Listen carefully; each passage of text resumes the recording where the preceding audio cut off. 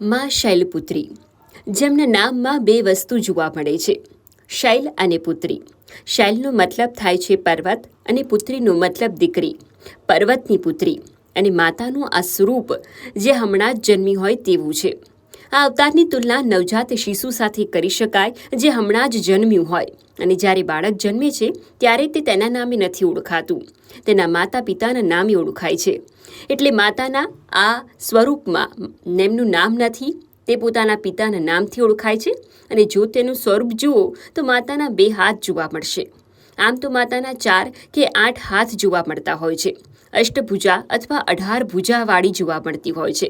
તેમનું સ્વરૂપ વિકરાળ હોય છે, પરંતુ તેમનું આ રૂપ એ આધારભૂત રૂપ છે જે હજી ઉત્પન્ન જ થયું છે, જ્યાં એક હાથમાં ત્રિશૂળ અને એક હાથમાં કમળ છે. ત્રિશૂળ વિધ્વંસનું પ્રતીક છે, જેમાં કમળ સૌમ્યતાનું પ્રતીક છે.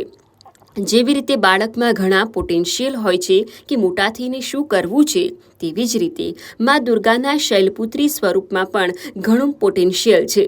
એ ત્રિશૂળ ઉઠાવી શકે છે તો કમળથી તે શાંતિ, આનંદ અને ધર્મની સ્થાપના પણ કરી શકે છે.